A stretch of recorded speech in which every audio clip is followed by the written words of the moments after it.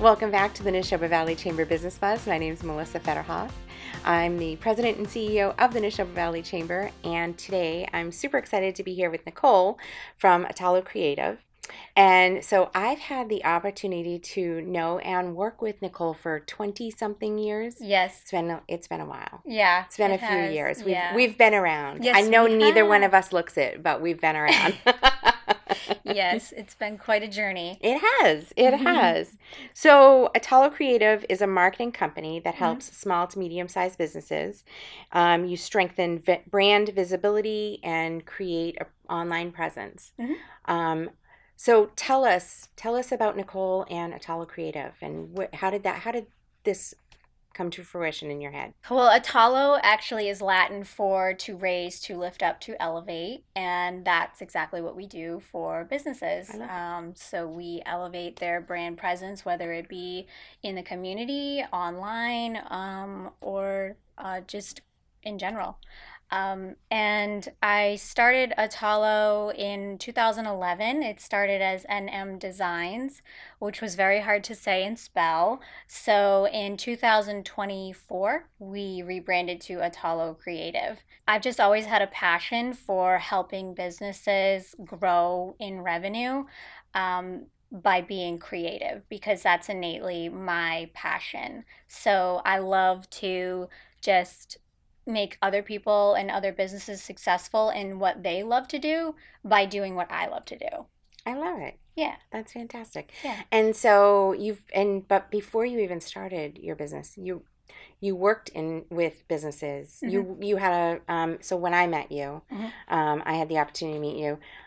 You were doing that before you spun off and started your own business, though. Yes, I was the marketing manager for Dunkin' Donuts franchisee. It was I was doing all marketing for them, and I would just I loved the whole marketing piece of it. I didn't really love like the sales part of it, but the whole being creative and using my creative juices to kind of generate revenue was so much fun. I can remember I created gift baskets at Dunkin' Donuts, and I remember sitting at making gift baskets all weekend long. I think I made like 300 gift baskets. Their entire conference room was filled. Oh my goodness. and they put them in all their stores, and literally within 3 days they were sold out. So it was just really fun I've always had fun just being creative and doing things like that and generating sales for people. Outside the box. Yeah. Unique idea thinking. Yeah. I love it. So what kind of problems do your clients usually come to you with? They don't have the bandwidth to do the things that they need to do to grow their business. That's 99% of the struggles that I hear. And they also don't know they don't know the ideas that are, or the resources that they can kind of utilize. I guess they don't know what they don't know. I'm able to kind of come in there and ask a bunch of questions and kind of get a lay of the land, and then be like, okay, well, maybe we could try this, or we could try that. We could do this. And yeah, we come up with a plan and go from there, and their business grows, and then they're like, oh, okay, well, okay, so marketing does work, and it's awesome. So one of the things you talk about is your unique business model. Can you explain what makes Attollo Creative different? Yeah, so what I have found in my experience is that what a lot of marketing agencies like to do is just sit behind a desk, and they don't like to really immerse themselves in a business to really understand the marrow. And when I say immerse yourself, I'm talking show up weekly. Hey guys, what's going on? What are we doing today? At their office, in their shirt, in their uniform. Yep, in their uniform. Getting out. I got my boots on, ready to get my boots dirty. To really get out there and be with them, alongside them, to understand and get the content that they need for social media, rather than just downloading stock photos and putting up generic captions.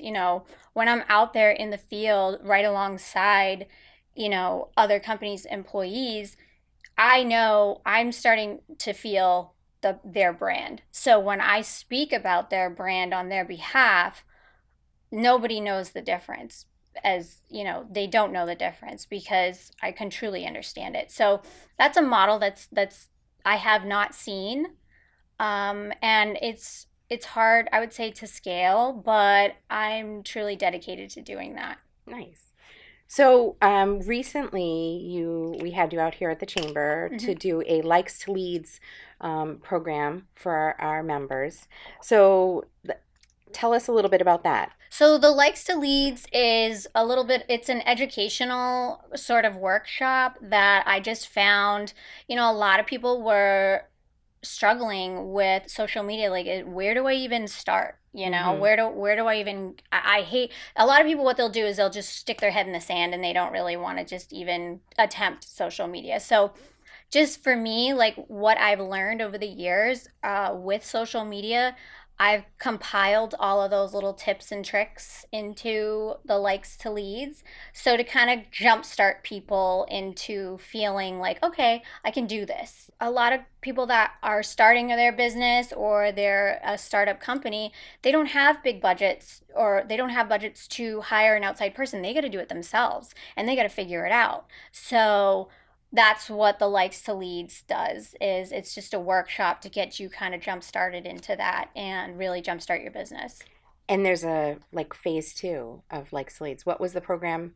The next program? So I am thinking about, yeah, bringing like a chapter 2 to Likes to Leads, but there, yeah, we have developed a brand operating system. So I haven't developed a workshop for the brand operating system yet. It's a product that companies can sign on for.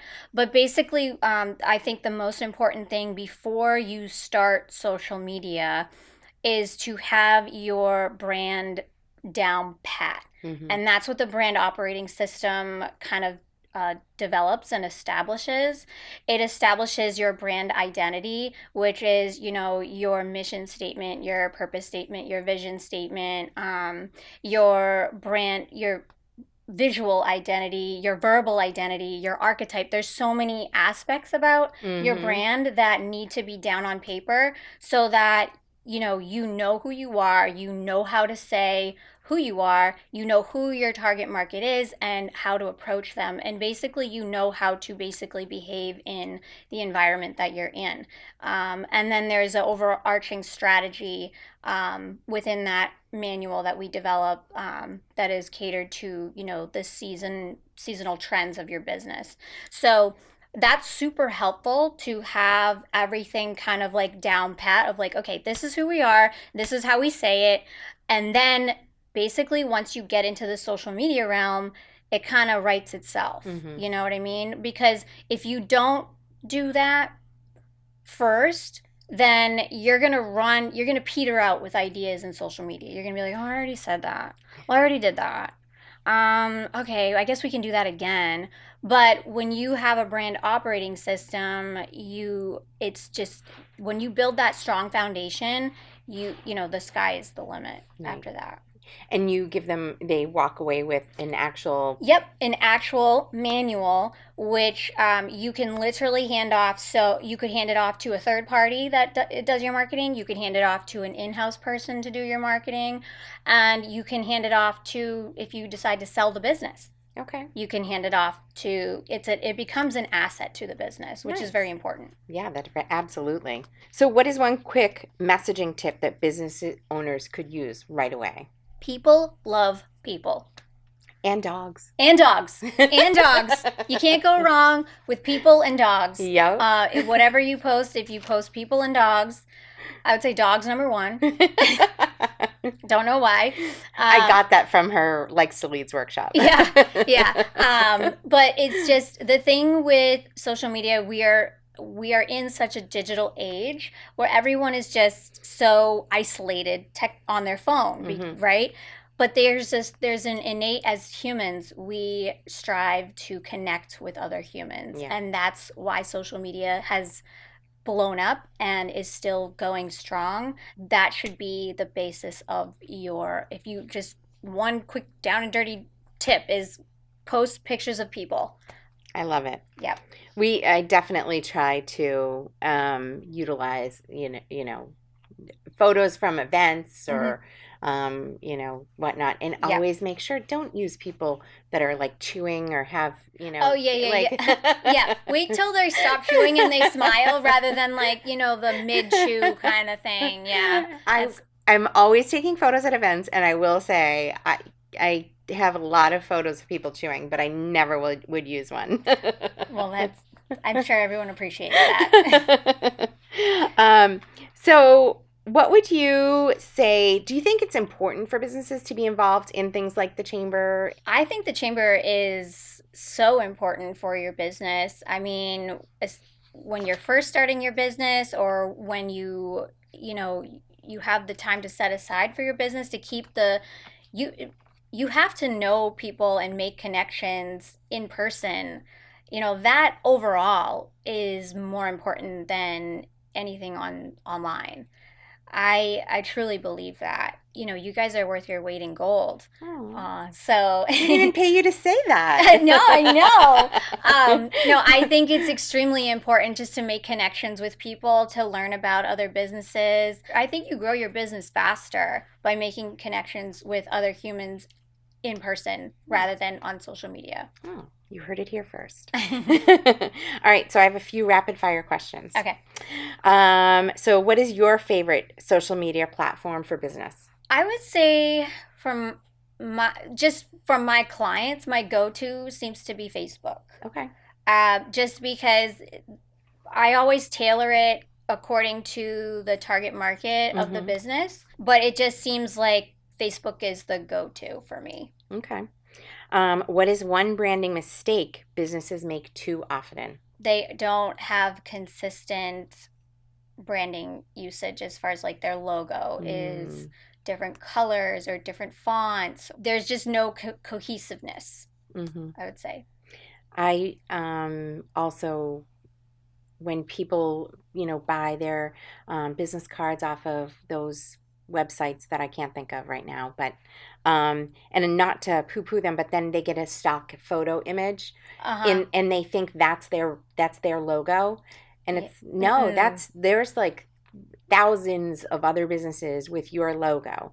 That's not your logo. Yeah, a logo that's not repeatable. So if you were to do like a stock photo and work it into your logo, no. That's Yeah. no, because you can't you can't blow that up to a bigger size. You can't really embroider it. You can't, simplify it. A logo has to contract and expand in different environments. And if you don't have a logo that can do that, you're already behind the eight ball. Yeah. What is your favorite creative outlet outside of work? I would say painting. Oh, really? Mm-hmm. Like artwork, like acrylic paint. Oh, Yeah. interesting. I like to paint animals. Okay. All right. Before children, I would paint people's pets and just give it to them Oh, I love because, that. yeah, it would just make me feel happy that Yeah. I painted something, and it would make them so happy that I painted their pet. Yeah. And yeah, it would just make people's day, and that made my day. Oh, I love that. Yeah. That's fantastic. Nice. I learned something new. So, one last one. If you weren't in marketing, what would you be doing? If I wasn't in marketing, I would probably be a lawyer. Oh, that's completely not what Totally 180. Yeah? Yeah. I would either be a lawyer or I would be a hippie that lives in a school bus and paints paintings on the sidewalk and sells my paintings for Those are money. two vastly different types. Yeah, I know. I'm a strong, I have a strong passion for justice, I would say, Okay. and doing the right thing. Mm-hmm. And being a lawyer does that. Yeah. And so there's that. But then also part of me just wants to shave half my head and go live in a school bus and drive to Montana and paint paintings for the rest of my life. All right. And I know you're working on a school bus. Yes. Yes. Yep. I've seen these TikToks. Oh, yeah. Is it TikTok or? Yeah, well, we're on TikTok, and yeah, we have a couple of videos on YouTube and then Instagram, Thomas the Schoolie. So yeah, we're building a bus. Love it. I love it. So is there anything that we didn't cover today that if you want our listeners to know about? Don't ever give up on your passion, Mm-hmm. regardless of, if a lot of people feel scared that, oh, I'm working this 9 to 5 job and the money's so good, but I hate it because I would much rather do, what you're doing. Like people have said that to me before, and that breaks my heart. Mm-hmm. I really think that you should just follow your passion, and then the money will come. Mm-hmm. And I feel like growing up, I was conditioned to, artwork was never going to be a lucrative sort of job, so you better find something that makes money. Mm-hmm. And it doesn't matter about your feelings, or if you love what you do. Mm-hmm. And I have dedicated like my whole career to proving that wrong. I don't have a mansion up on a hill. Would I love that? Yeah. But That's a lot of rooms to clean, though. I know, for real. Yeah, exactly. But I absolutely love what I do every day. Mm-hmm. And my clients get excited about when their business grows or when a new opportunity comes around or whatever. And I love that for them. And I love being creative myself. Nice. So I just want to encourage other people to do the same. Nice. So if somebody wants to reach out to you, connect, learn more about your business, how do they do that? They can go to my website, attollocreative.com. That's spelled ATTOLLO creative.com. Or they could send me an email, nicole@attollocreative.com. Excellent. Well, thank you so much for joining us today. This was fantastic. Thank you for having me. It was great. And special thanks to AJ from Clear Signal Productions, our podcast producer. He makes everything happen behind the scenes, and we are so appreciative of him. So thank you, and thank you for tuning in today.